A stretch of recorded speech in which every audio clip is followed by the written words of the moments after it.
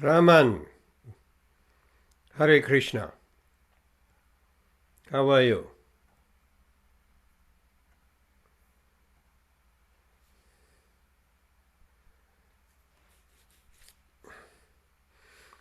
Raman, Hare Krishna, welcome. How are you? Hare Krishna Prabhu, I am fine. You? Yes, thank you, very fine. Where are you coming from? Vrindavan, Vrindavan, Vrindavan. Oh Vrindavan, my Delhi, God. Delhi, Delhi. From Delhi. You will not the only one from Delhi. Prakash is here from Delhi as well. So Yes, are yes, yes. you in contact with each other, Raman and Prakash? No, no, no, Prabhuji. I am not contacted. Okay, so by some good fortune, you both came here tonight, Yes, sir. even So, though it is Prabhuji, late in Delhi. Yes? yes, you send me number, Prabhuji, Prabhuji. Yes? Yes, yes, my WhatsApp number. Please send me so I am Okay. connected. Oh, wonderful, huh?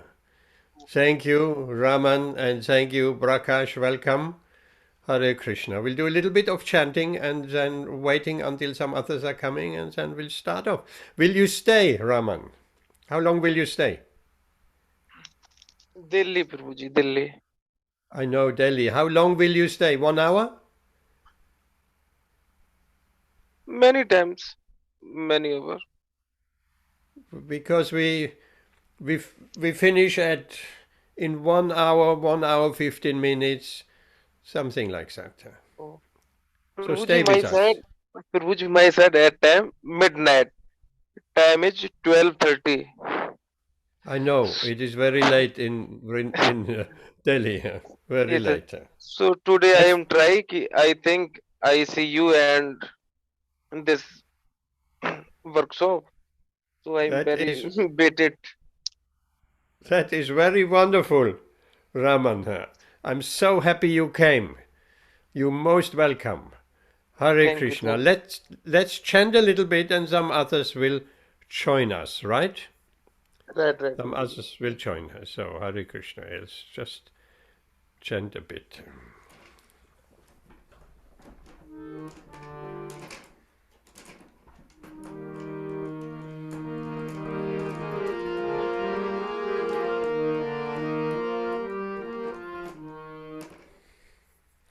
I mute you, Raman. Just that we don't get too much noises, just for the time being. Okay.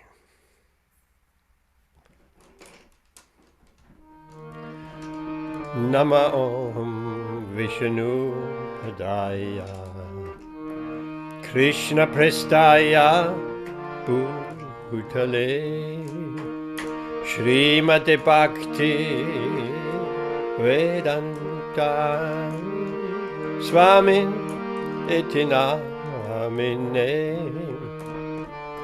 Nama Om Vishnu Padaya Krishna Prestaya Bhutale Srimati Bhakti Vedanta Swamin Itinamine Namaste Saraswati Deve Gauravani Pracharine Nirvishesha Shunyavadi Paschatya Tishatarine Namaste Saraswati Deve Gauravani Pracharine Nirvishesha Shunyavadi Paschadhyadeshatarine Shri Krishna Chaitanya Prabhu Nityananda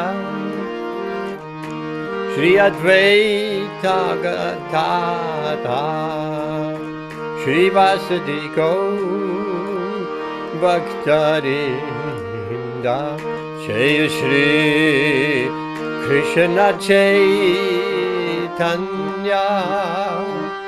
Prabhu Nityananda Shri Advaita Gadadhar Shri Vasudhi Gaur Bhaktarinda Jaya Radha Madhava Jaya Kuncha Bihari Jaya Radha Madhava Jaya Kuncha Bihari Gopi Chanavallabha Jaya Giridvaradhari Jaya Giridvaradhari Jaya Gopi Chanavallabha Jaya Giridvaradhari Jaya Giridvaradhari Jaya Yashodanandana Jaya Praja Janaranjana Jaya Yashodanandana Jaya Praja Janaranjana Jaya Yamunatira Vanachari Jaya Kuncha Bihari Jaya Yamunatira Vanachari Jaya Kuncha Bihari Jaya Radha Madhava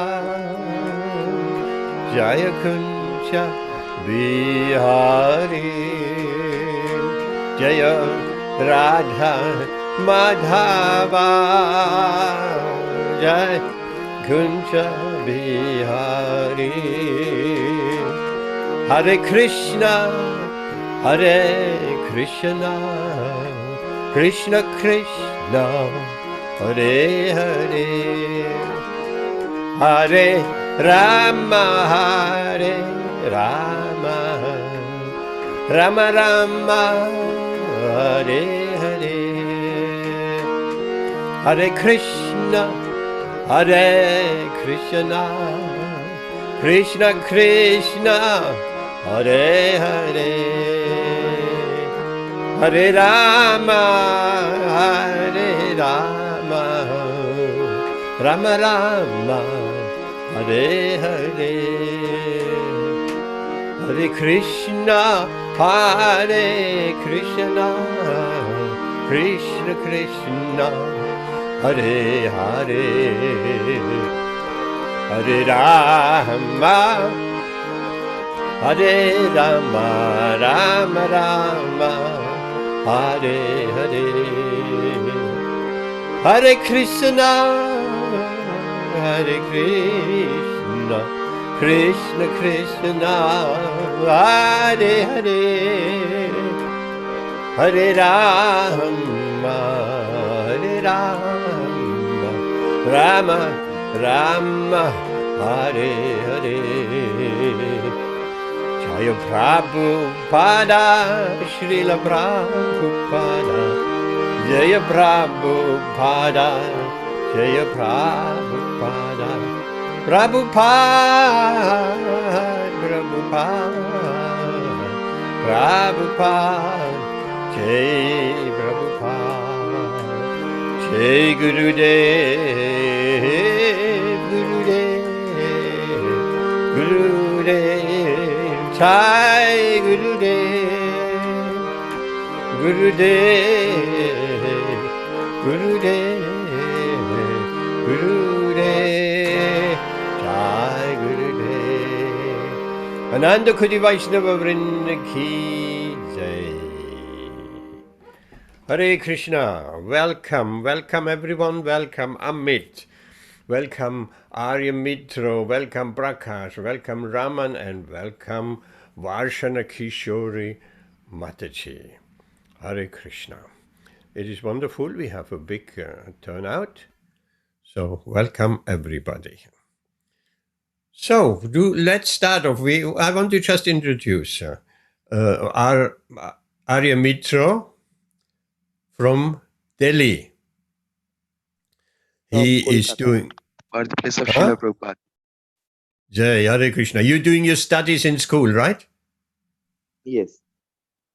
What year is that again? I read in class 8. Right. So you are quite young. We are all young at heart. Hare Krishna. So you're doing your studies in school. Huh? Then we have Prakash from Delhi as well. He will stay for some time. And then we have Raman Vrindavan. What a nice name. Raman Vrindavan. He's also from Delhi. Hare Krishna. We got a lot of Delhi Walas here today. Yes, Prabhuji. Hare Krishna. And you studying as well? What are you doing, Raman? Prabhuji, I am studying film studies, Golden Era of Indian cinema. A research MPhil student. Okay. Hare Krishna. Wonderful. Thank you very much. So, and I want to introduce Varshana Kishori Mataji. She is here under the name Vasanti Lodhia. But that is Varshana Kishori Mataji. She is an excellent cook. She is a head puchari and bathing and dressing deities and cooking and food for life distributor. So she is a very, very talented Mataji. Welcome, Varshana Kishori Mataji. I hope you're well. Hare Krishna, Prabhu. Hare Krishna. And then we have Amit, who is since a long time with us, like Varshana also. Amit is a campaigner for animal rights and for veganism and so on. And so welcome back, Amit. We missed you last time, but you were working, so it's nice to have you here tonight. Hare Krishna, Prabhu. Hare Krishna. So that is a whole crew of 5. And myself, I'm Gauranga Sundara Das. I'm here at the Hare Krishna Center in Leicester. We have this kind of programs twice a week. Sadhu Sangha, Association of Devotees. Sadhu Sangha, Sarva Shastrikaya, Lava Madra Sadhu Sangha, Sarva Siddhihaya. If one just even a moment of association with pure devotees, all success of life is guaranteed. So, also association with devotees. They might not be pure devotees, but they're devotees, and they're not materialists. So devotees to various degrees have realized and practiced Krishna consciousness. So that association is very, very beneficial. And particularly if it's a regular association. So naturally one's heart gets purified, and naturally one gets attracted and develops some Shraddha, faith. So I would like to ask Varshana Mataji, Varshana Kishori Mataji, can you, for the benefit of Ari Mitra and Raman, can you just tell us what we have done so far in our Bhagavad Gita workshop? Oh, I can try.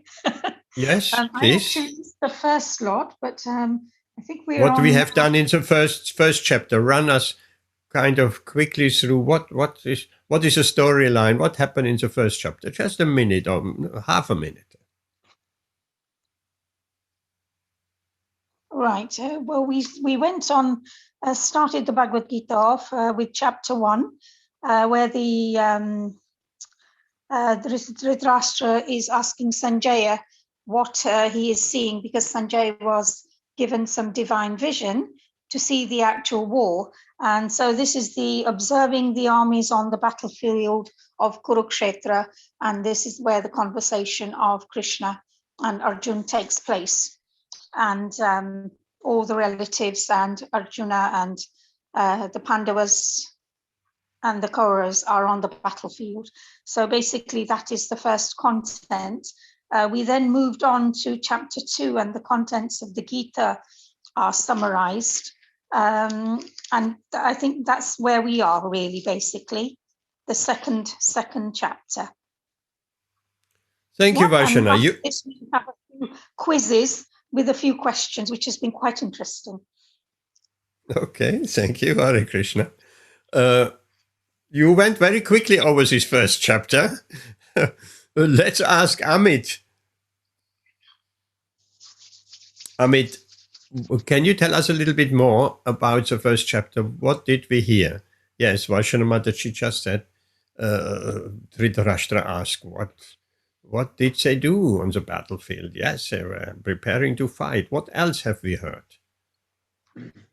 Yeah, okay, so basically the first chapter, it covered the preparation of the war, of the battle.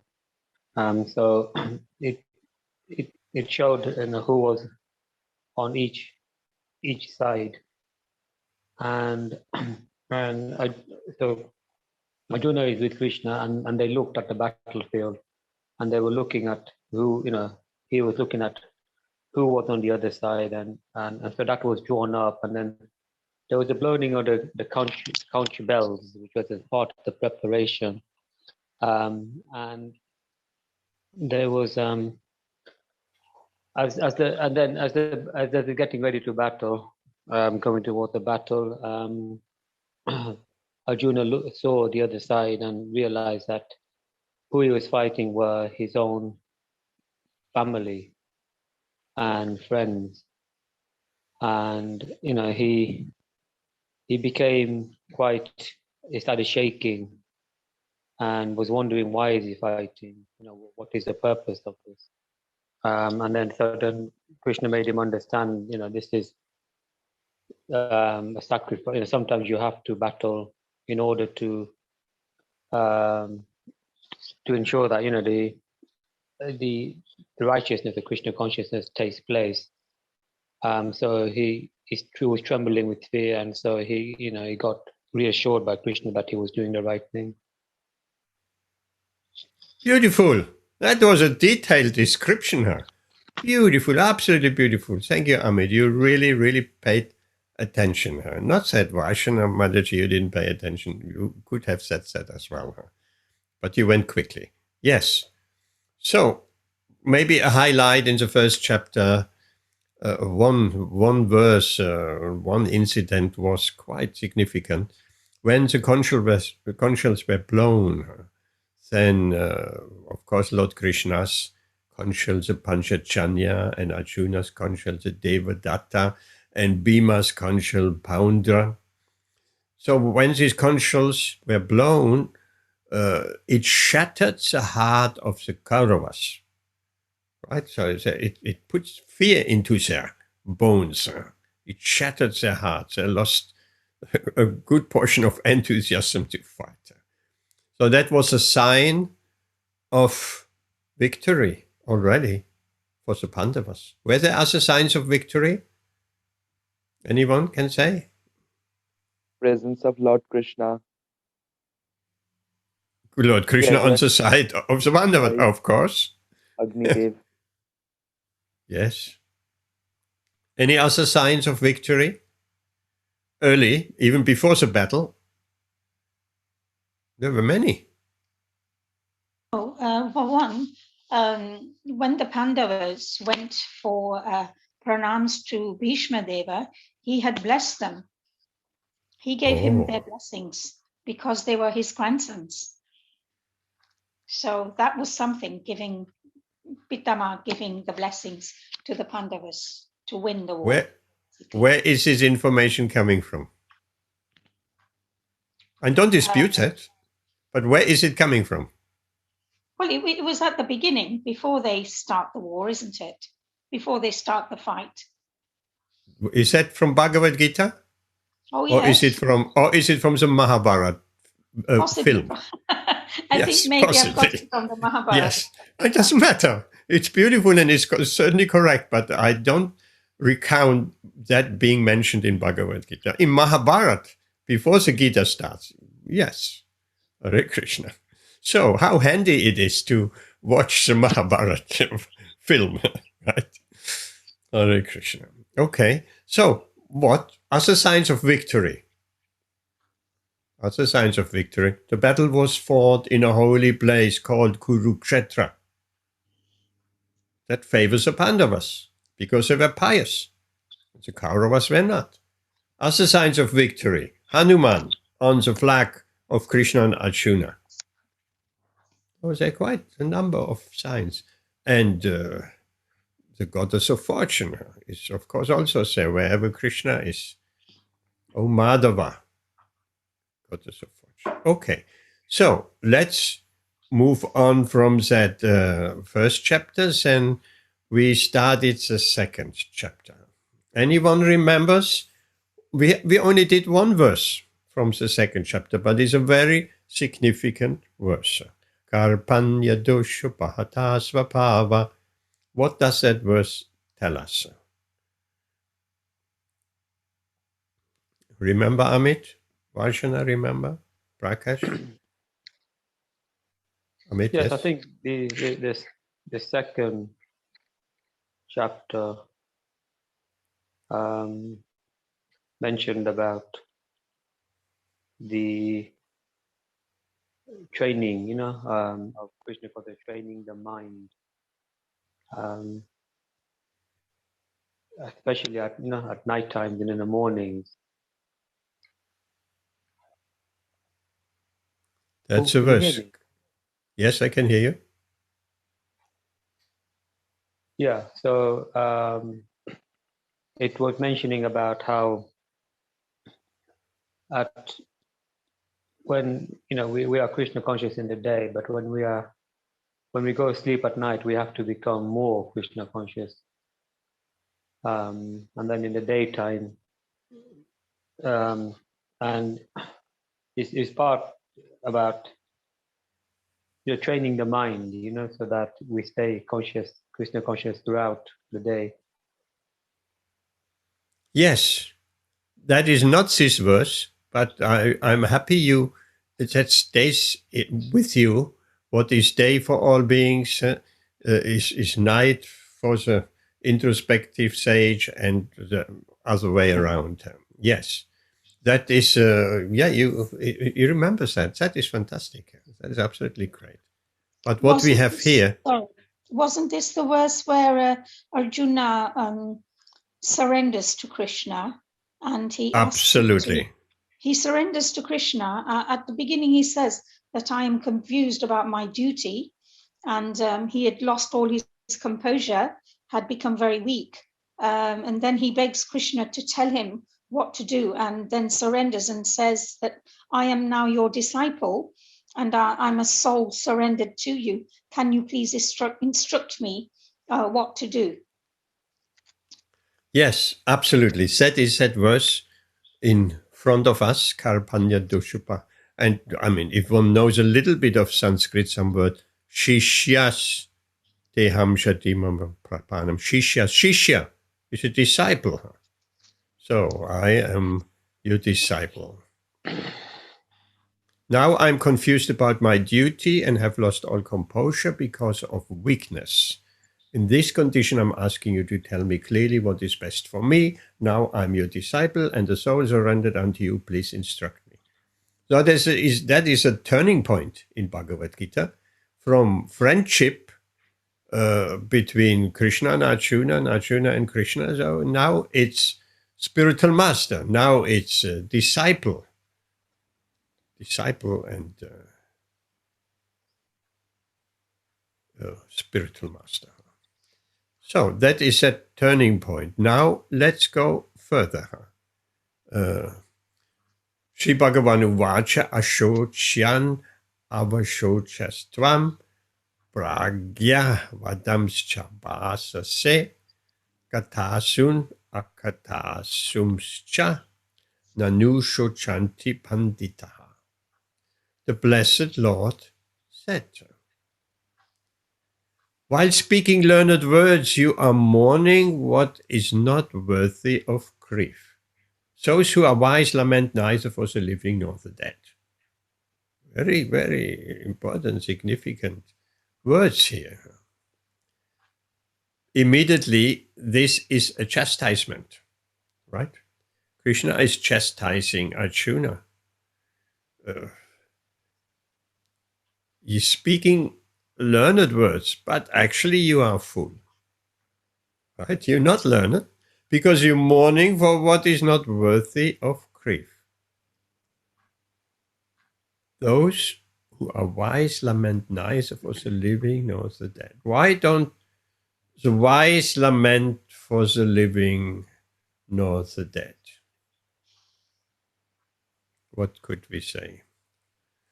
Amit, why a wise man, a wise person is not lamenting for the living nor for the dead? What do you think?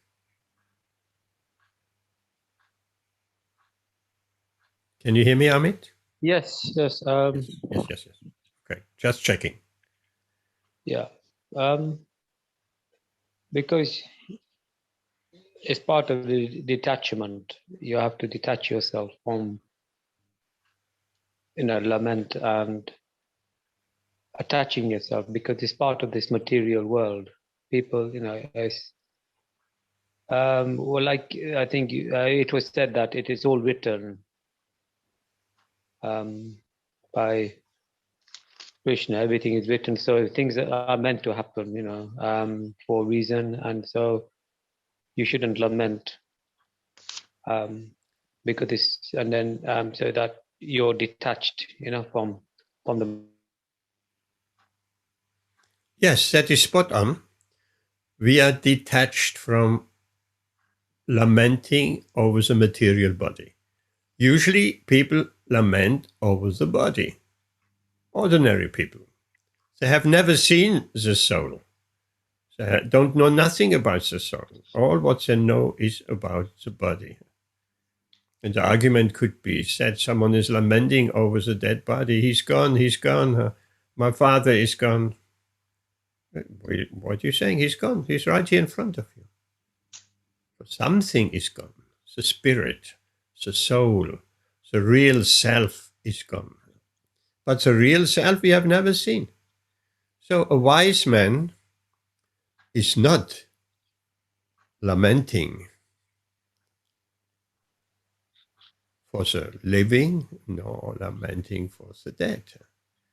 Because he sees the eternal soul. Nobody is dying. Nobody is getting born. Nobody is dying. We are eternal living entities. That is the truth. So temporary changing of dress. Like we wouldn't lament if we take off our coat and you put a nice and warm pullover on. Oh no, what a big lamentation and crying. He took his coat off. Because in this example, we can see the person with our material eyes. But with the eyes of knowledge, we can also see the soul. We know the spirit, the soul is there. But we generally, materially speaking, we only see the body. So a wise person is not lamenting because he knows nobody is dying, nobody is taking birth. As I told you, the story of the lady husband died and she was lamenting very bitterly. And I spoke to her and I said, no, your husband is not gone. She said, my husband is gone, he's gone. He's not gone, he's just gone somewhere else. Just that little bit of knowledge of hearing, being reassured. Your husband is eternal. He's just going out of this room and went into another room. So then she said, you are my best friend. Yes. Anybody who explains this is a best friend. Amit, you want to say something? Yes, no problem. I'm just saying, sorry, my Wi-Fi cut out, so that's why I think. I don't know if you lost me when I was talking. No, I didn't realize. No. Oh, you heard didn't lose everything. you. Okay. Yes. Okay. So, okay. Any question to that verse?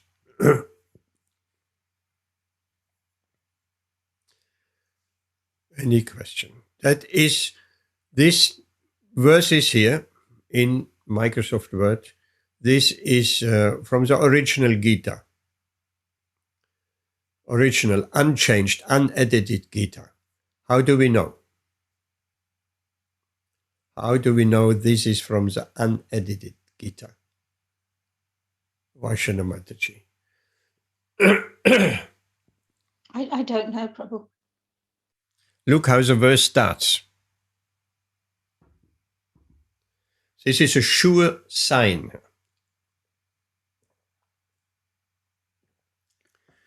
When Krishna is... Yes.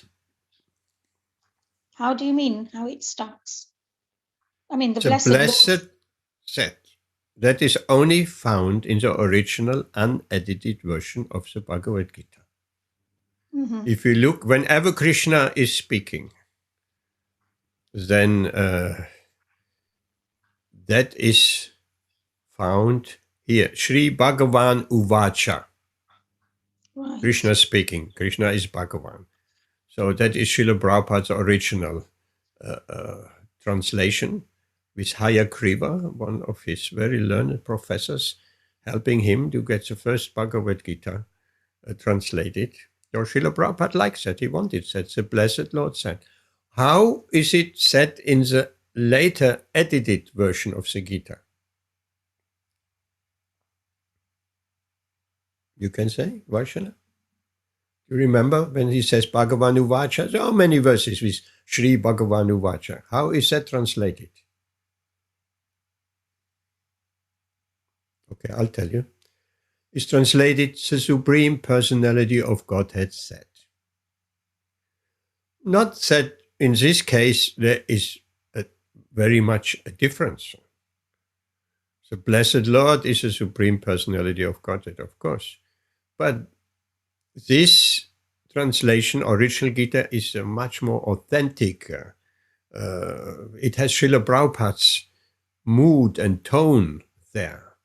And Srila Prabhupada lectured from that Gita, hundreds and hundreds of lectures, and whenever a verse came which says Sri Bhagavan Uvacha, then it was read, the Blessed Lord said. This is a minor change. There are other changes which are more major and other changes which are grave.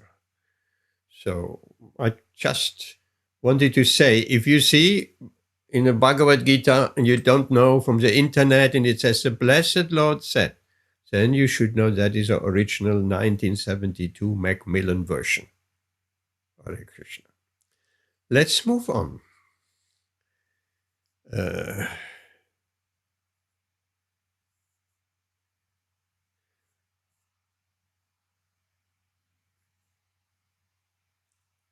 That is also an important verse. Very important verse. We have spoken about that many times. Natvevaham chatunasam natvam nemichanatipaha nacheva nabhavishyamaha sarvavayam adhaparam. Never was there a time when I did not exist, nor you, nor all these kings, nor in the future shall any of us cease to be. Who is speaking this verse? Who can say? Who is the Lord Krishna? Yes. What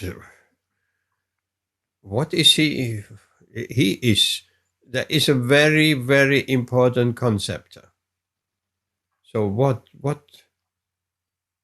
is that concept, which is ever so important, and therefore this verse is ever so important? Well, the fact that he is he's eternal and he's been around for all these yugas. When we are just here temporarily, he was there before us. And he's Yes. saying that there wasn't a time when I didn't exist. So he has already been there all the time, and Yes. and in the future, and He even will be when, there. and even at the end, he's saying, when shall any of us cease to be, meaning that we may not be around, but he will still be around. So So, he's okay, Krishna he's is ever eternal. Yeah. He's eternal. He was there in the past. He is there now, and he will be there in the future. What about us? Oh, we'll be gone. No, that's not what the verse says. Nor you. Who is you? When I did not exist, nor you. Well, we didn't Who is you? exist then. Who is you? Who is that you? Amit. If you, Who is he speaking to?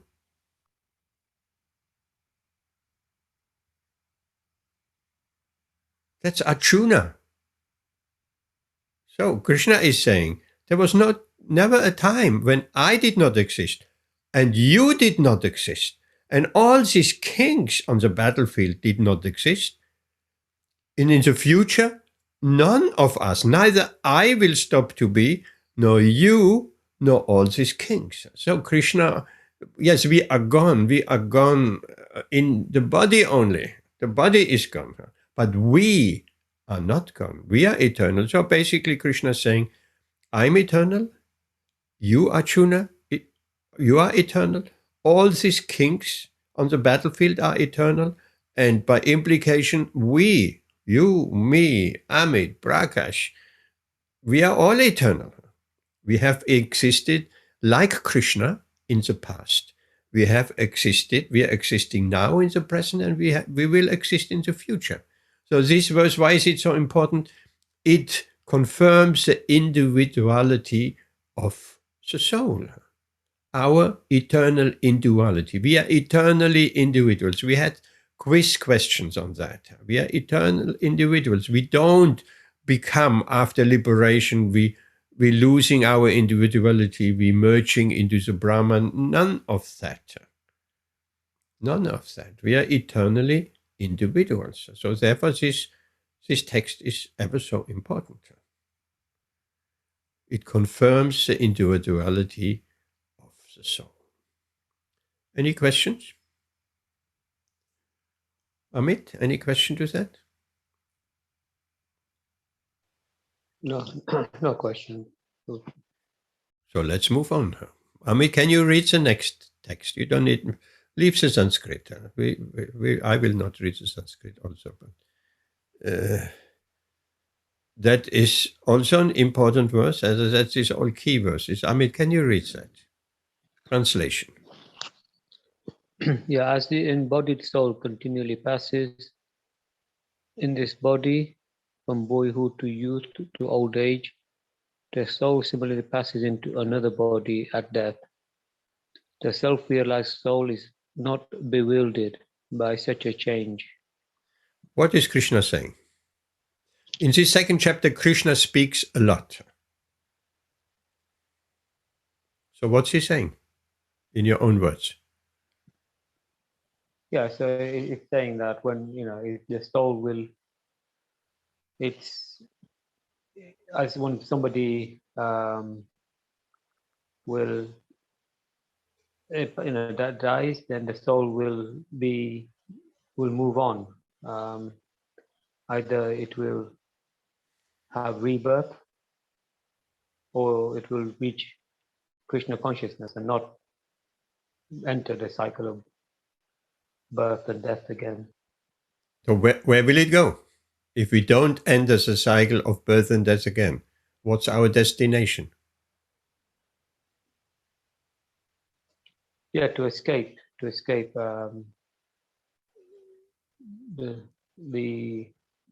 rebirth. This is Krishna consciousness, according to. Now, if we don't take a rebirth in this material world, what are the other options?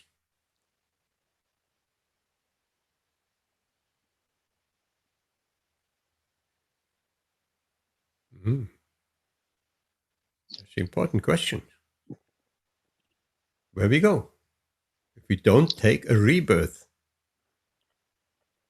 Yeah, then you go to the spiritual, next planet. We go into the spiritual planet. We go into the spiritual world. Mhm. That's a good answer. What options do we have? How many planets are there in the spiritual sky? I mean, I'm just trying to find out where do we want to go. We don't want to take rebirth, very painful. Who knows in what species, in what family, in what country, and what circumstances. And so if we don't take rebirth and we want to go to the spiritual world, what options do we have? How many planets are there?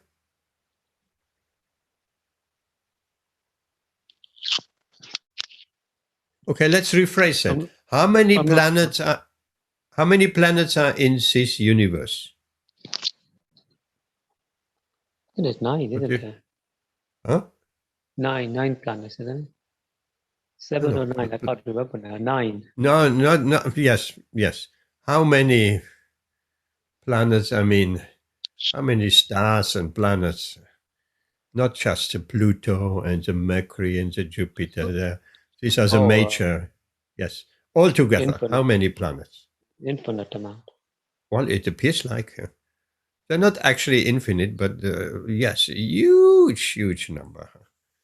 So that is just in this universe. And how many universes are there? Well, again, not infinite, but lots. I mean, this is just one universe, and you just said there are innumerable planets in this universe. So how many universes? Is there only one universe? No, there's lots, Yes, there are innumerable universes, right? Innumerable universes with innumerable planets. This is a material creation. So we don't take birth again in any of the innumerable universes on any of the innumerable planets. What options do we have? Oh, the question was not answered. How many planets in the spiritual sky beyond the material universe? There is a border, actually. There is a borderline, the Viracha River. And there are layers.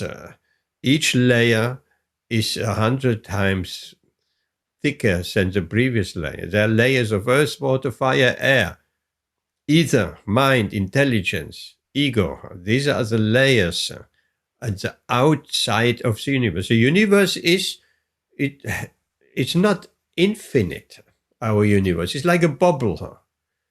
It's like a big bubble. And it has a definite border around, like a bubble, like a soap bubble, as children do blowing some soap bubble, like a football. Let's put it like that. I think that analogy goes well with you. Like a football, it has a certain size. So the universe has a certain size, and our universe is one of the smallest ones. Other universes are bigger. They are not all the same size. That is amazing. Our universe is one of the smallest, or even the smallest, I'm not sure. And there are innumerable planets, or so many that we haven't not been able to count them all. We won't be able to count them all. All the stars, the planets, Milky Way, and other galaxies, and so on. So there is a definite border. The football is not just endless. Football is covered by some skin, by some leather, by some layers of leather, and maybe some plastic or some other substances and rubber. So the universe is like that. So beyond that football universe, there is a spiritual sky. And within this spiritual sky are spiritual planets. How many? What do you think, Amit? How many spiritual planets? Innumerable. Absolutely. Innumerable. These are really innumerable. Spiritual planets. And on each and every of the spiritual planets is a Lord in his various forms. There is a planet for Lord Ram, there is a planet for Nrsimhadev, there is a planet with Lord Varaha, Lord Kurma, Lord Buddha. All the incarnations have their own planet. How many incarnations are there? Vaishana Mataji, put your microphone on. Can I put your microphone on? Hare Krishna Prabhu, could I just have a few minutes, please? Janki Mataji's here. I'll be with you in a while. I'm listening. Say that again. Janki Mataji's here. She just came to deliver some calendars. Okay. So a few minutes, please. Say Hari Bol. Janaki Yes. Mataji, Hare Krishna. I was so happy to hear the class going on and to see that this is going on, Prabhu. Thank you very much for your wonderful service to Srila Prabhupada. Much appreciated. And you're welcome to join us sometime on a Saturday, perhaps. That would be really nice. 7 o'clock. Hare Krishna. Yeah. Okay. Thank you, Prabhu. Hare Krishna. Hare Bol. Thank you for driving the food for life. Hare Krishna. Hare Bol. So, Amit, where were we at? How many incarnations? How many incarnations? Avatar, incarnation. I think there's 16. I think, I don't know. I can't We remember know it's a Dashavatars. Dasha means 10. Like the very famous the Kurma and the Hayak and the turtle incarnation, the fish incarnation, Matsya, Kurma, Nrsimhadev, Ram, Balaram, and so on. But these are just the most famous incarnations. Dasha, 10. But how many incarnations of the Lord altogether? Well, take the logic. If each incarnation has a planet in the spiritual sky, and the planets are innumerable spiritual planets, so how many incarnations? It'll be innumerable again. Yes, absolutely. In the Shastra is saying there are as many incarnations as there are waves in the ocean. How many waves are in the ocean? You can't count. Uncountable. Because they're coming, going. So, one can go to any of those planets. These are spiritual planets. This is called Vaikunta. You heard that before, Vaikunta. Mm-hmm. Vai means without, Kunta means anxiety. Would you like to be without anxiety? In this world, we have so many anxieties. Everybody has some anxieties. If someone has no anxiety, then is on the pure devotional platform. So, this is available to us. The most famous we have heard of Vaikunta planet is where Lord Narayan is residing along with Lakshmi. Right? Lakshmi Narayan. So this is Vaikunta, the spiritual world. Do we have any other options where to go?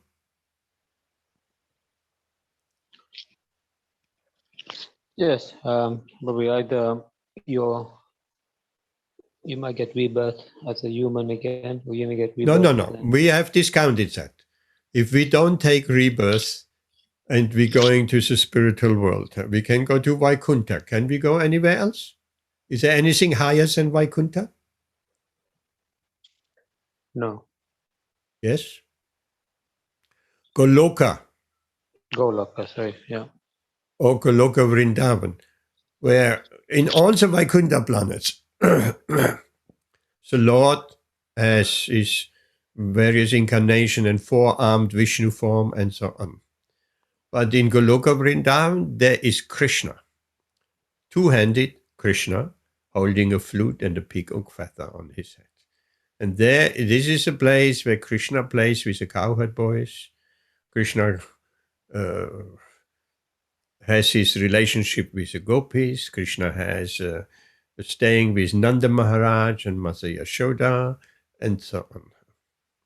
So this is Goloka or Goloka Vrindavan, which is the topmost planet in the spiritual world. Spiritual world is huge, but there's one planet. It's just like a lotus flower. And so Krishna is residing on that one. That's the highest goal, the highest destination, the highest place someone can go.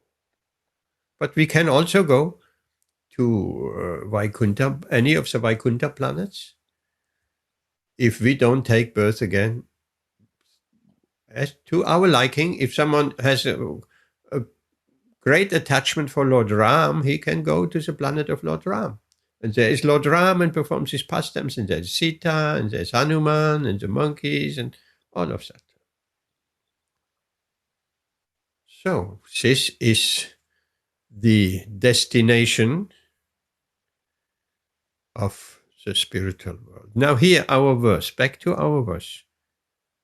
As the embodied soul continually passes. Embodied soul means we are, sometimes people say, yes, I understand I have a soul. Is that correct? I have a soul? Would you say like that? No.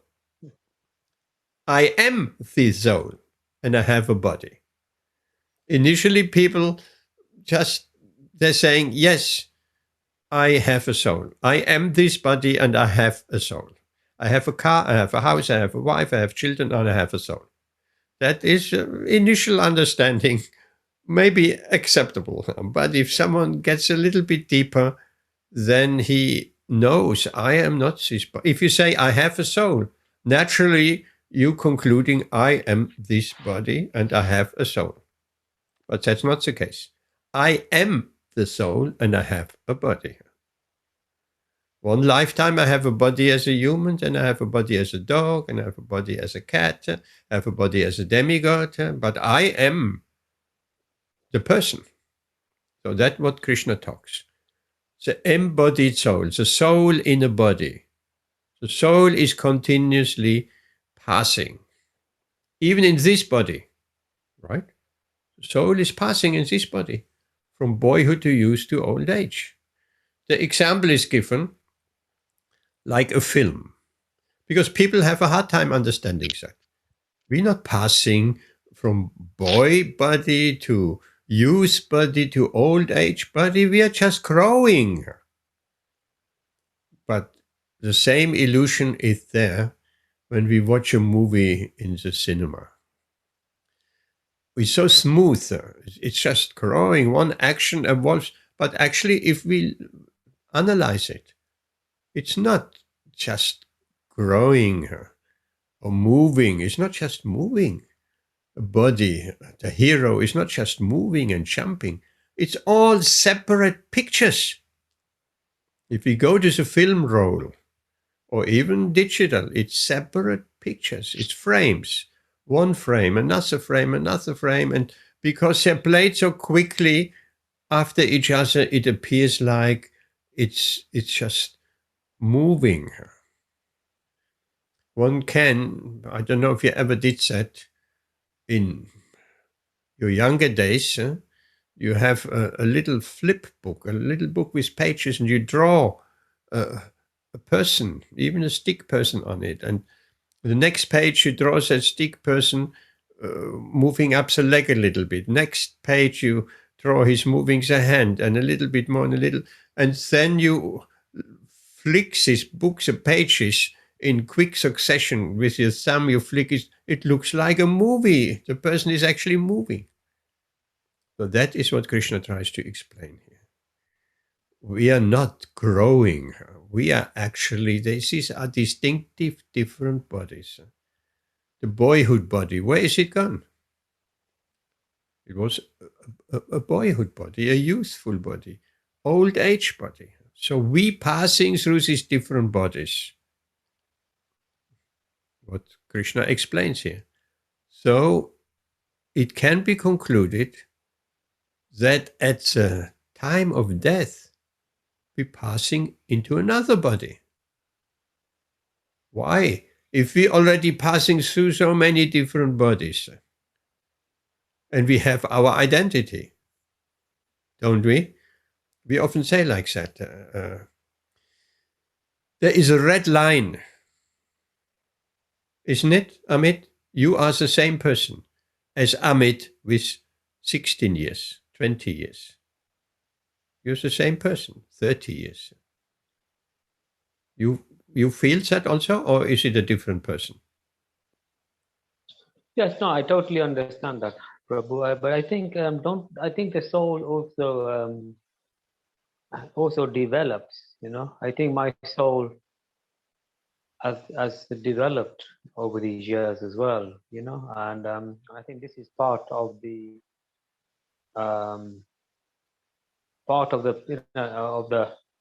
the path when you're raising, as you're going to a higher level, you're changing your soul as well slightly. You know, I mean, my body, yes, I believe that my body is material and it's just, it just carries my soul. It's But changing all the time.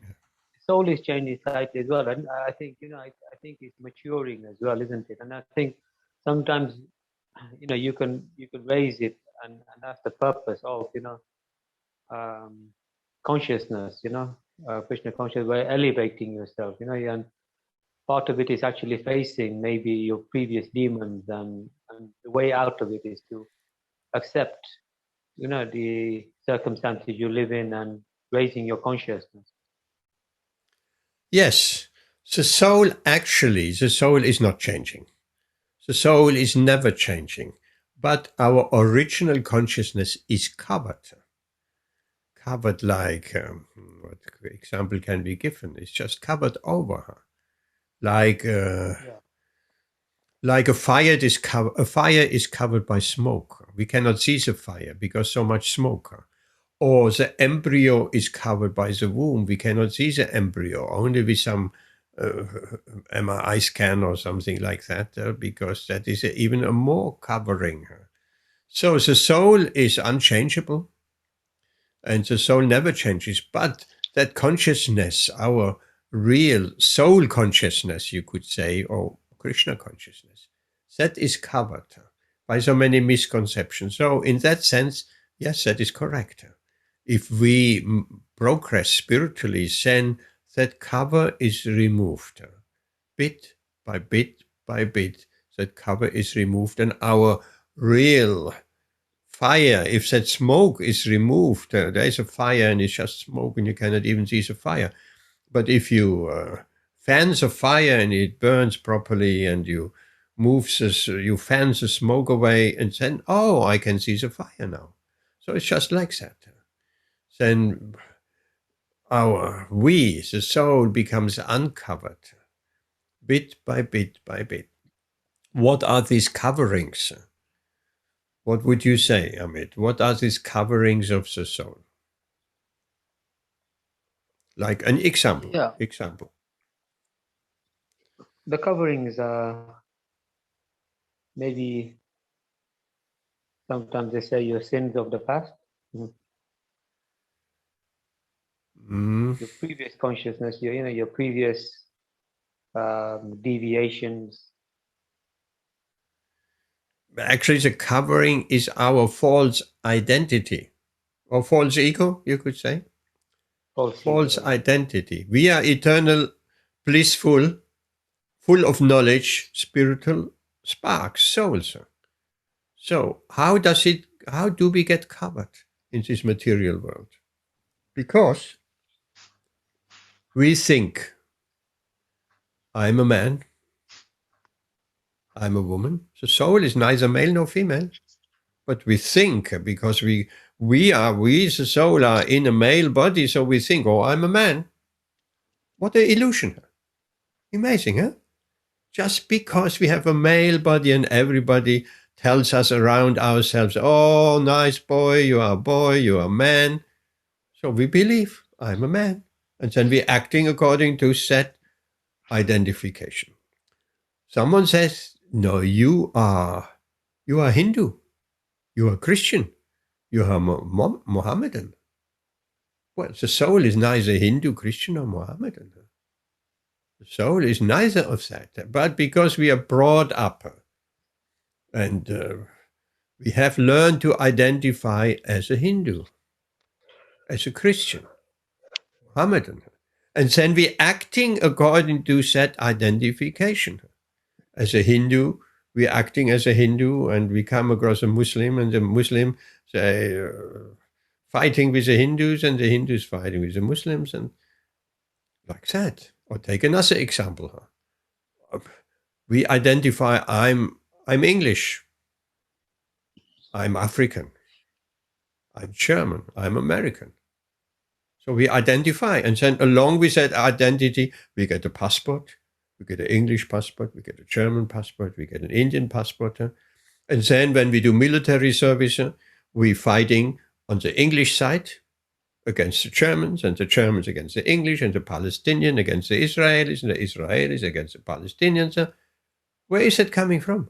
Because we identify, we think we are Israeli, we are German, we are American, we are English. We are not. The soul is nothing of that. So these are all false identification. I belong to a community, I belong to a particular family. We don't belong to any of these. We are free spirit souls. We belong to Krishna. That's all. And everything else, and it's like building walls around us, right? We're creating friends and enemies. We are supposed to be appreciative and friends with all living entities. They're all our brothers and sisters. Or we make a distinction. I'm a human. I think you can relate to that. I'm a human. This is an animal. So I can kill that animal and eat it because I'm a human. I'm more strong. We don't have, or that example I spoke a long time back with a family. And the question came up of not eating meat. And then I said, why don't you eat your dog? Oh, no, that is family. You see, it's not. The answer was not, that meat is not so good. I prefer pigs or cow meat, dog meat. In China, they're eating dog meat. In France, they're eating horse meat. The English couldn't imagine. There was a scandal. There was some horse meat in some sausages, and it was a big scandal because it goes against the English horse. The horse is very much liked, but someone is eating a horse. English people cannot understand that. So if we understand the animals are also children of God, Krishna's children, they're also souls, then we come to that level of consciousness, and that has implications because we love not just the humans, we love every creature, even the insignificant small ant.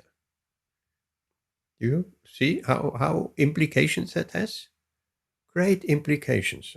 Just that one verse has great implications.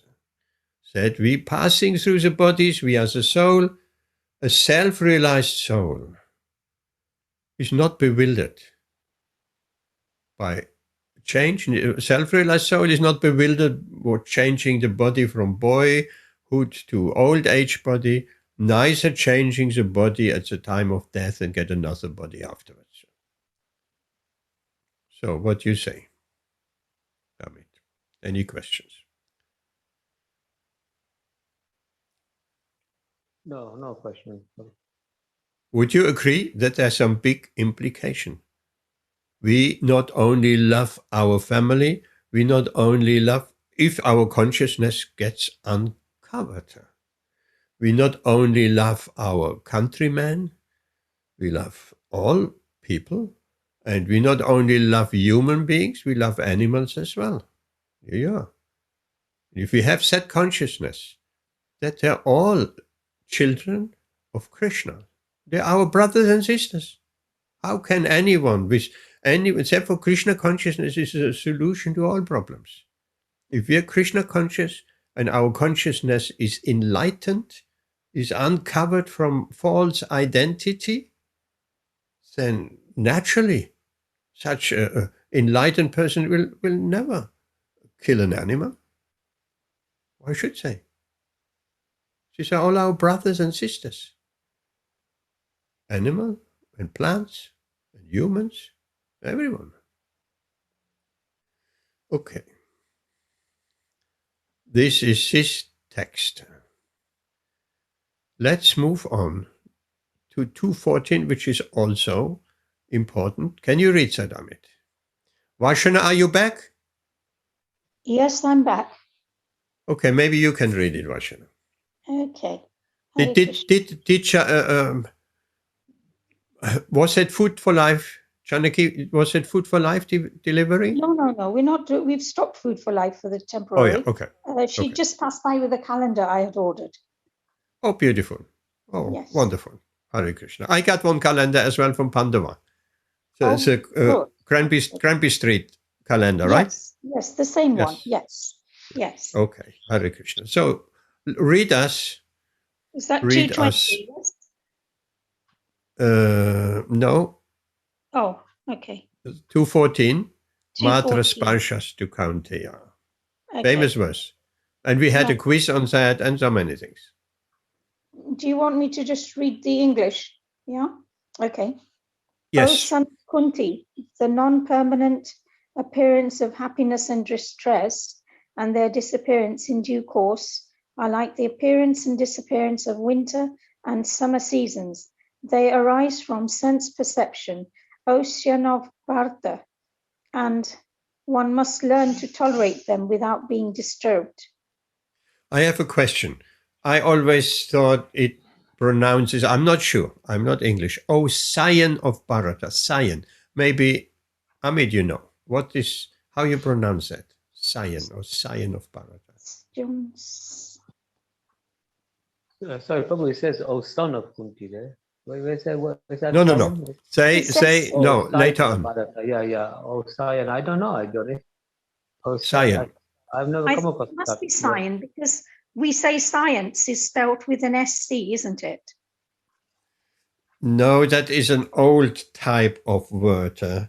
And Yeah. let me just look it up. What? I'm looking it up as well. Yeah, just want to see. Yes, it's descendant I've of. never come across that word.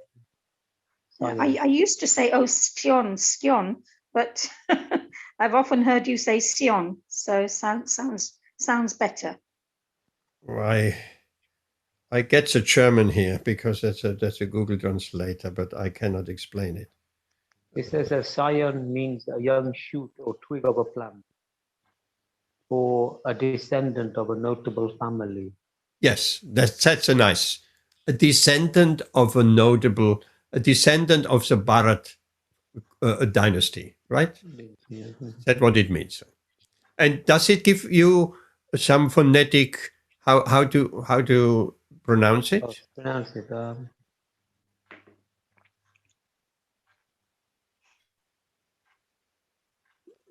No, it doesn't. Let me. I'll see if I can see. I'll see pronunciation. No, it doesn't. See if I can. I'm just looking to see if I can find. Okay, here it is. That is a Google pronunciation. Cyan. Cyan. Sion. Cyan. So that was quite accurate then. Sion or Sion of Bharata. Yes, Cyan. Sion. I'll type it in there here to see. Cyan. Okay. So, Vaishana Mataji, what is Krishna telling Arjuna, who is a son of Kunti, of course? Which son of Kunti? Which son of Kunti? First, second, third, fourth, fifth? Arjuna. Yes. He's talking to Arjuna. He is a son of Kunti, but which son? First, second, third? Oh, he's the second one, isn't he? Yes. Father is? Sorry. I've forgotten the name. Who is the father? Amit, who is the father of Arjuna? It begins with P. No. And I've forgotten. It's not Pandu. Pandu wasn't the father. Let me He think. was conceived by Arjuna. Sorry. Yeah, he's the son of Indra. Yes. So Indra. if Arjuna is the second son, who is the first son? This would be a good question for a quiz. We don't have a quiz tonight. We are not enough. Who is the first son of? Yudhishthir. No, Amit, help us out. Oh. Who is the first son? The first son. The oldest. The oldest son of the Pandavas. The oldest son of Kunti. Oldest son of Kunti. Let me think. All of them have been done by that magical incantation, because Pandu couldn't. Karna, yes. Karna is the first son of Karna, Radheya. Who is his father? He was Indra as well, wasn't he? No. No, not Indra Surya. only had So the sun god. Sun god. Suryadev is his father. So who is the third son then? The third son was Bhim, wasn't it?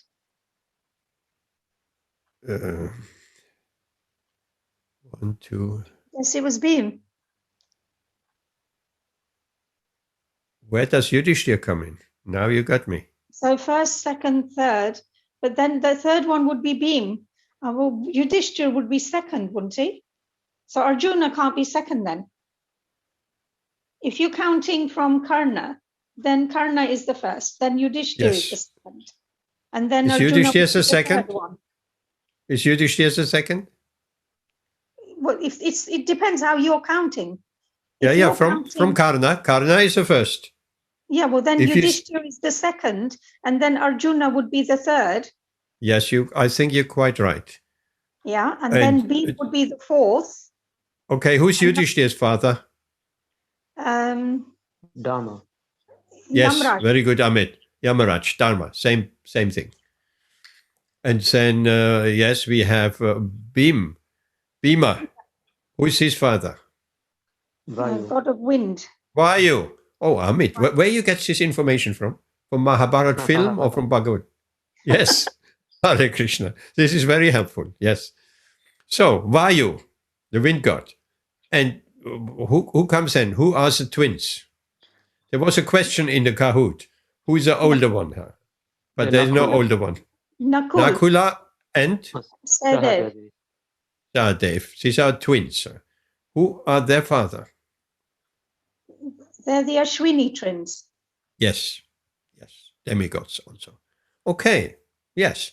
Let's keep your microphone on so we have a... So, Varsha, tell us what is this verse all about? He's saying, "O son of Kunti, the non-permanent appearance." He's talking about happiness and distress, which comes and goes because it's temporary. Yes. That's why he's saying non-permanent. And their disappearance in due course, which means it disappears. Happiness and distress comes and goes. And why does happiness come and go? We all like happiness to stay. Well, it's like having money, and at one stage you can lose the money. It's all temporary. The material stuff is all temporary. It's here one day, and the next day you could be a pauper. You could have but what's the reason? What's the reason when we get distress, when we become a pauper? And what's the reason when we get happiness? What's the reason? Everything has a reason. It's just a material thing. That's why. Yeah, it's a material thing. But how you call that material thing, Amit? Why is happiness coming one moment and distress another? What is it? What's the cause of our happiness and what's the cause of our distress? It's when we have anger and yeah. So basically, it's when we have desires. Yes. So if we don't, if we have desire material world, and then when we don't get what we want, it can. Yeah, that is something. I'm speaking a little bit more deeper, basic. There's one word why happiness comes in distress. A 5-letter word starting with K. Oh, I was going to say the sense perception, the senses. Starts with K. Let me think. 5-letter word, huh? Second letter is a A. Karma. Yes, very good. This is due to karma. We have heard that many times. Happiness is due to good karma, and distress is due to bad karma. Because we are bound in this cycle since time immemorial. Huh? We enjoy good karma, and at the same time we're creating bad karma, good karma. We're constantly creating karma. Constantly. With every action we do, we're creating more karma. So we are in the cycle. We can't get out of the karmic cycle. And happiness, good karma, if we do pious activity, good action. Distress, if we do impious activities.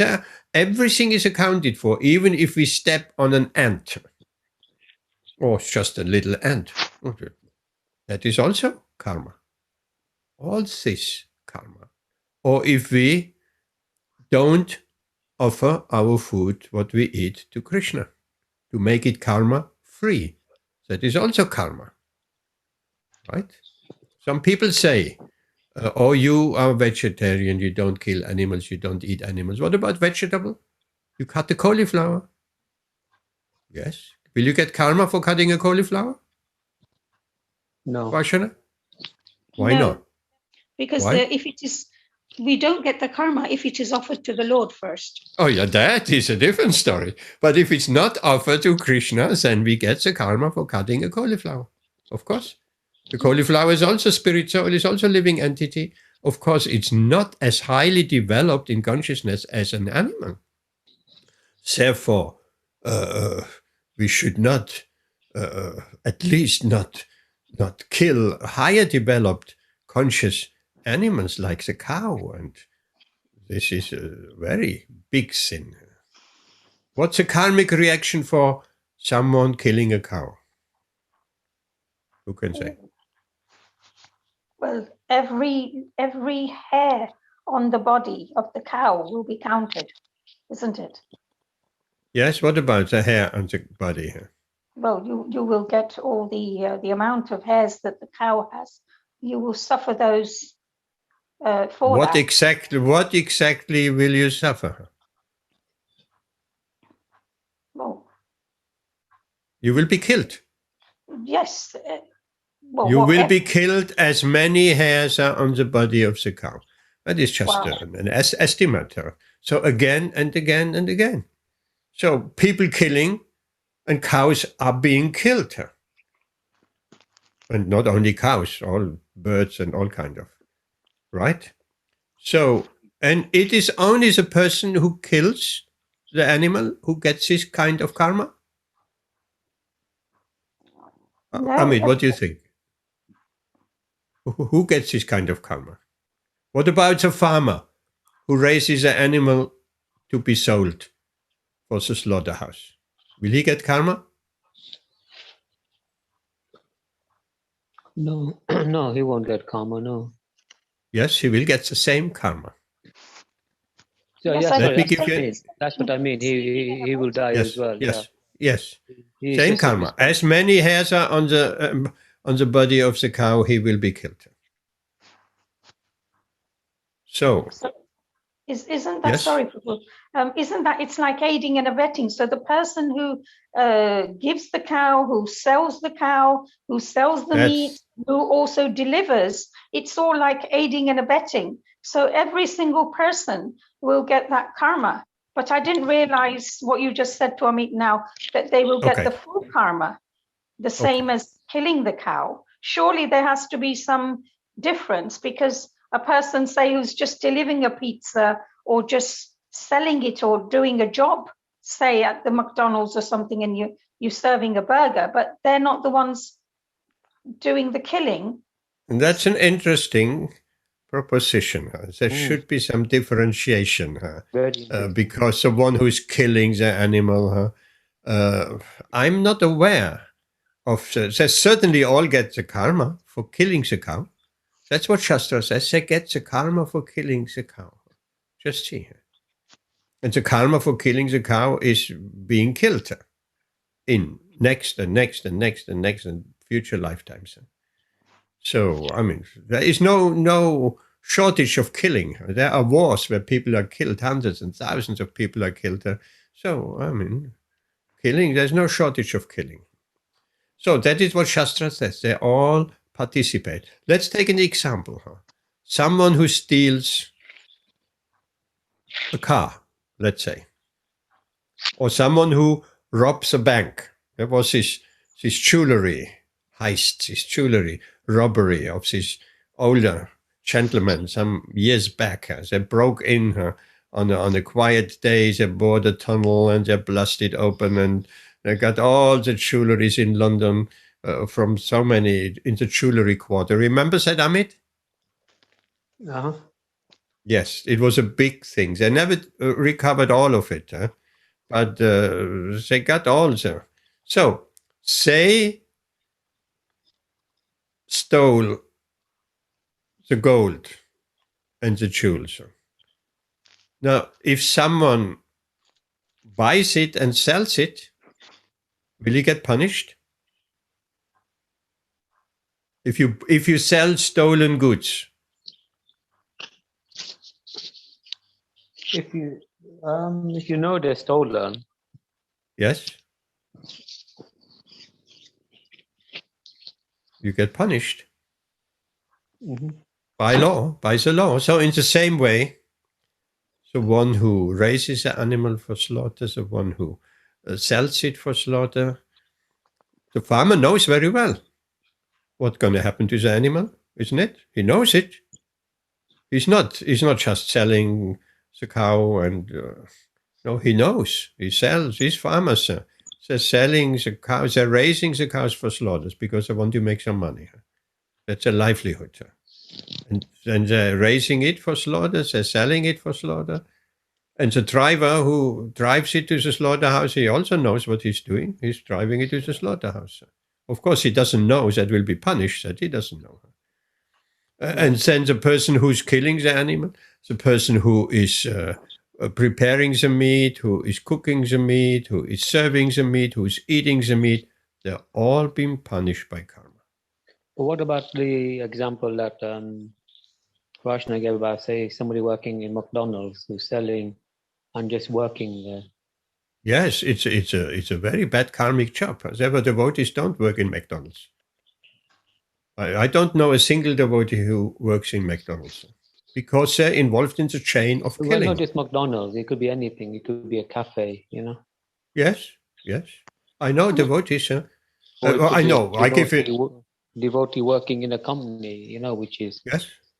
I don't know, indirect. I give you an example. I give you an example.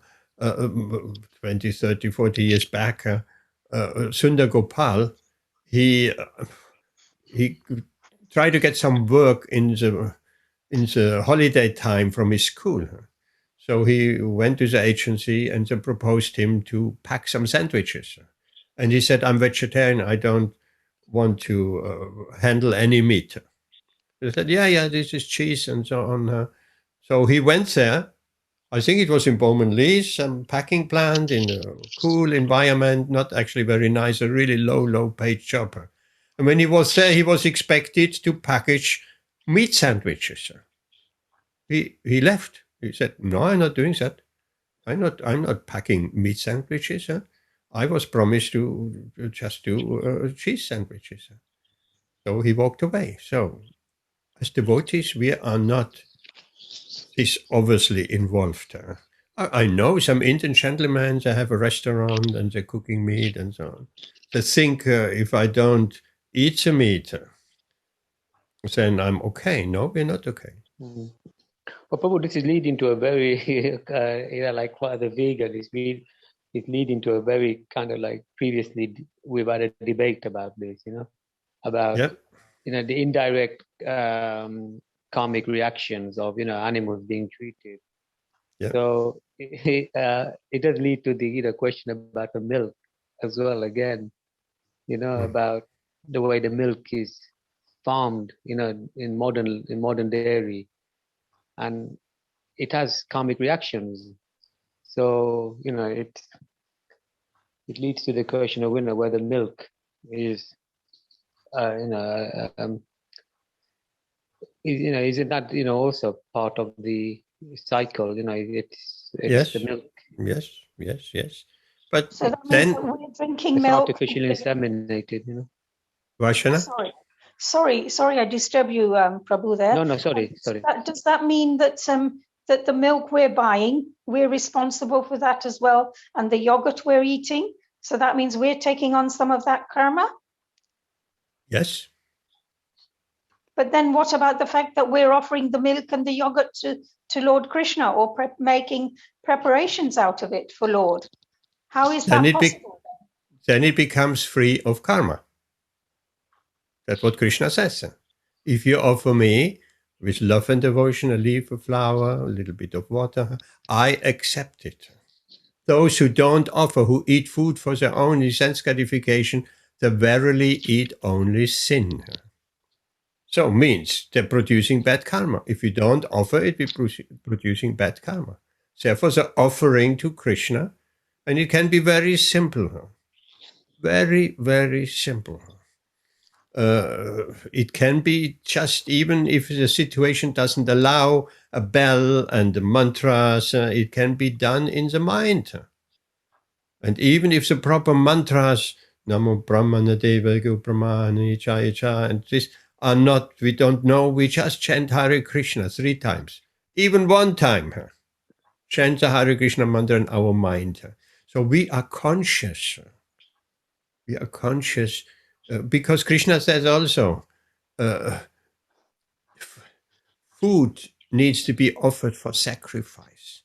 So sacrifice means we are conscious what we are doing. We are conscious that is been given by Krishna, and now I'm offering it back to Krishna. We're just becoming conscious. This is not something coming from somewhere. Most people, they eat completely unconscious. They don't know, they're not conscious at the moment, or never, even at any moment, where the food is coming from. We need to praise God. There was very interesting, 40 years ago, in a Christian context, people, not just families sitting on the table, okay, bon appetit, enjoy your meal. No, they did a prayer. What was that prayer? Let me translate that from German to English. Dear Jesus Christ, be our guest. They're inviting Jesus Christ, be our guest and bless what you have given us. Oh my God, that's an offering. That's an offering. That's all what we do when we offer our food. Krishna, please, you gave us this food. Please bless this food. Bless this food means it gets spiritualized. It gets, all karmic reaction get removed because it is put in contact with Krishna, who is all spiritual. So people knew that 40, 50 years ago. Today, everybody has forgotten that. Offering doesn't need to necessarily be Hare Krishna, or Namo Brahmanya Deva Go Brahmana Hitaya Jagadita Hare Krishna. No, it can be very simple, but we need to be conscious. My Lord, you gave this food. Please bless this food, which you have given to us. And then we eat. And if we don't do like that, we just eat to satisfy our tongue. Yes. Simple. No, I think, chanting as a way. Thanking God for the food which He has given to us. That is Krishna consciousness. Whatever we do, we make a connection with Krishna. Not only with eating and with cooking, in everything what we do, we make, and that is called Krishna consciousness. Makes this connection. If we can make this connection with Krishna, we see Krishna everywhere, 24 hours, then we are pure devotee. Okay. So, anything more? Yeah, why should I say a little bit more? We stopped halfway through that verse. Happiness and distress comes and goes, like winter and summer. Remember in the quiz? Yes, I do remember that one. Yes. Like You summer would. and winter. Yes, Yeah, like the what's the song? seasons. Someone said Yes. like day and night. That's not what Krishna says, but it's also correct, because day and night come and go, so summer and winter come and go. That's the idea. So this happiness and distress come and go. So now what about the second part, Vaishnanas? They arise from sense perception. Is that referring to our senses, right? Yes, yes. It's referring to our senses. So how we have the perception of things that we have, good, bad, and are you happy or sad, whatever. And then it says one must learn to tolerate them. So a wise person will learn to tolerate. I mean, we've got the winter, so we have to tolerate the cold, and we have the heat, and we have to learn to tolerate that. No good moaning about it, but the idea is to accept things as they are, basically. Yes, that is beautifully said. And we can, because it's sense perception and the mind. One moment we're feeling distressed, and if we look in a different way at it, then the distress is gone. Like that lady, again, that same example. She said, my husband is gone, my husband is gone, my husband is gone, and totally distraught. But no, your husband is not gone. He is eternal. He's just gone somewhere else. Oh, you are my best friend. The husband is not gone. So just by awareness, that absolute distress has immediately vanished. Immediately. Right? Amazing. Or a family long time ago, the mother passed away and they called me and I knew them. Maybe you know, do you remember Amachit at Tosby Street, Varshana? No. We did all the bathroom and the tiling and all of that. I don't think I was there then. Yeah. So the mother passed away, a big family, one sister, 3 brothers, something like that. And so I came, they were all crying and grieving, and mother is a big thing. Mother is so important. Mother passed away, and they were absolutely in distress. Then I said, okay, let's chant Hare Krishna. After 5 minutes, 10 minutes chant Hare Krishna. They all smiled. They were all chanting. That distress had immediately turned into something different. It didn't bring the mother back, but it turned their distress into actually soberness, and they were smiling. Happiness, you could say, because they were connected spiritually. So that is obviously due to our perception of the senses and the mind. Now, how that would work if I cut my finger, if that pain will also go, that is a different question. But the mind is very, very powerful. And we also know if we have some pain somewhere in some part of the body and we concentrate the mind on something else, we almost forget about that pain. Okay, that is what this verse is about. Anything else to be said? That's our last verse we do. Does it make sense, Amit? Yes, it makes sense. What's a takeaway from this verse? There's lots of takeaways there. I think generally, I think there's lots really, to learn from that. What we have to learn?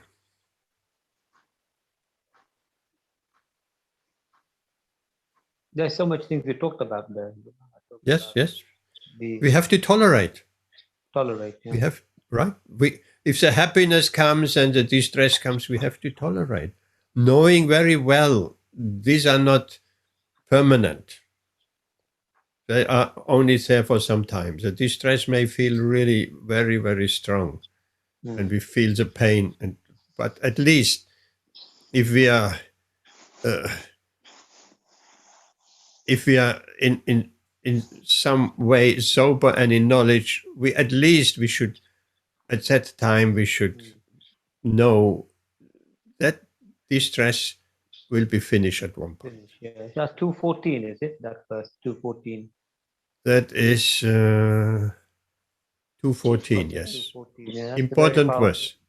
Very powerful verse, yeah, 214. Yes, Okay. very powerful verse. I mean, what can we do if distress is coming? I mean, another family. He has been here, Anil Mehta. A few days ago, his wife and his whole family had COVID. Now, 2 days after, he has also COVID and shivering all night long and so on. We just did that interview about deity worship. Have you seen that? Varsha, did you watch that? I started it, but I think I had a phone call in between, so I still need to finish it. It's interesting. Amit, did you watch that a little bit?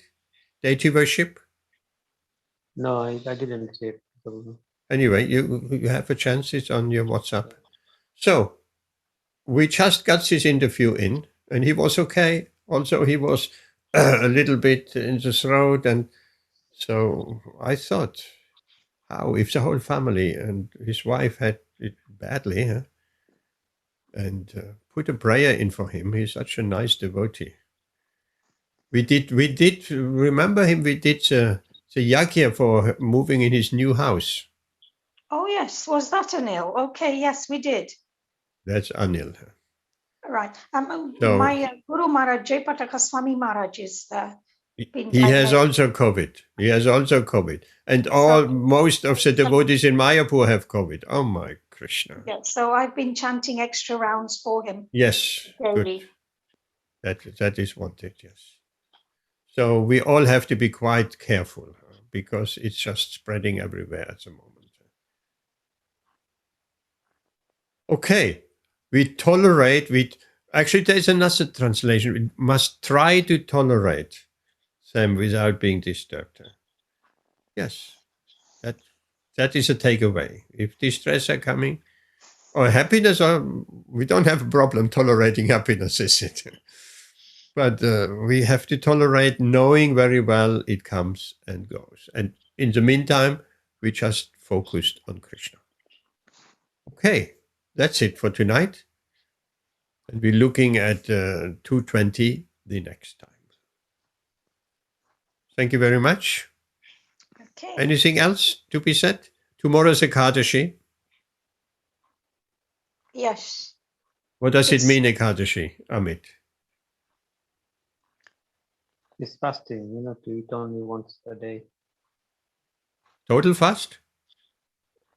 No, just once a day. I'm not quite sure. It's once a day, isn't it? Once a day fasting. So if we take 3 meals, we only take 2. Any austerity is welcome. But what is a minimum standard of fasting? Some devotees are fasting completely. That is perfect. That is very nice. All day long fasting till sunrise next day. At least from solid food. But what is a minimum standard Srila Prabhupada gave us? Why should I? Well, fast from grains and beans, lentils.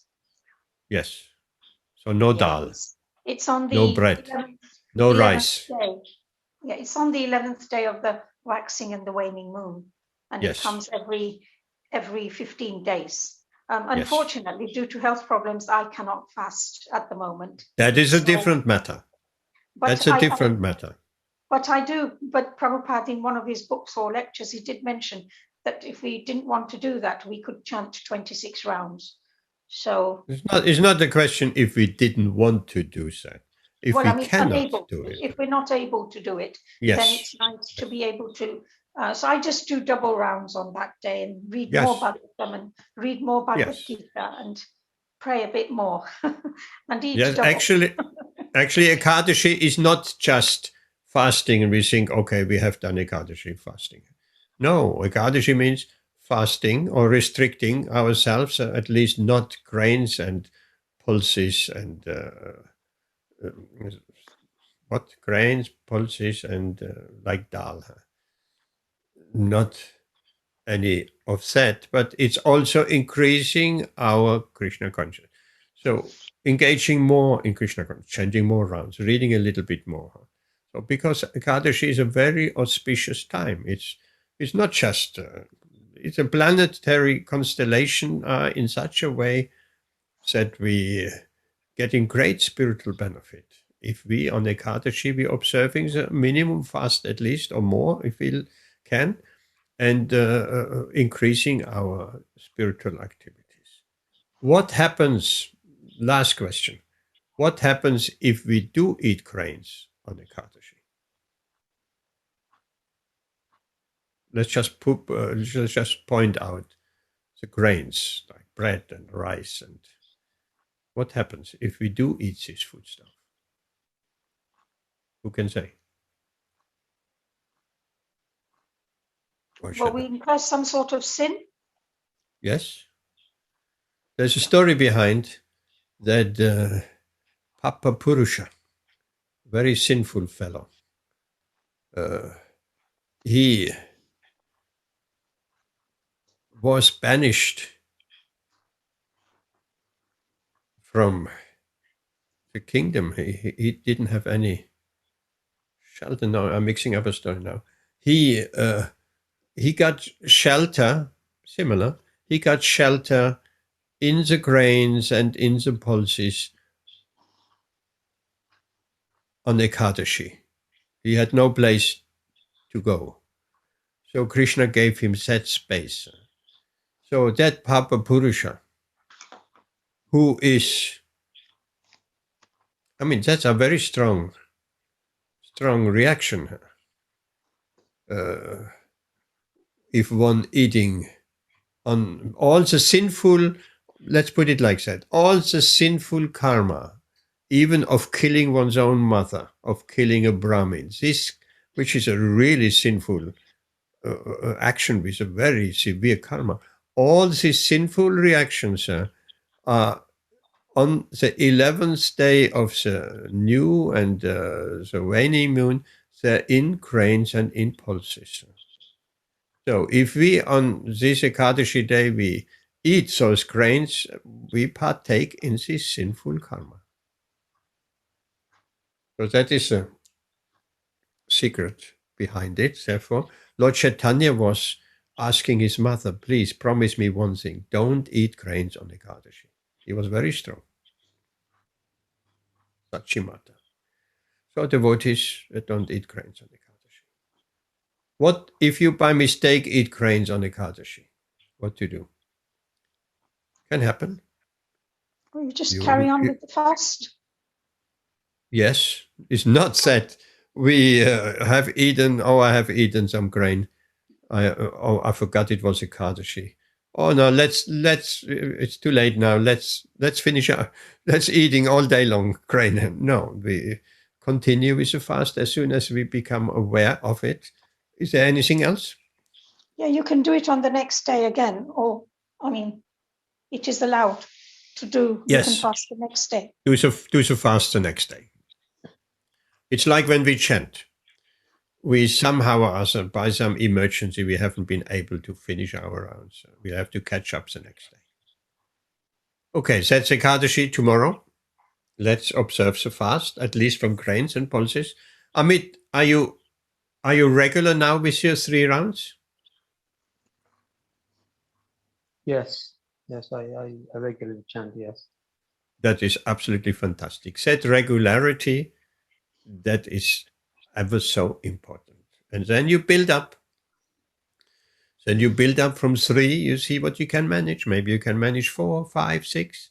And you work on the quality of your answer. You have established a minimum of 3.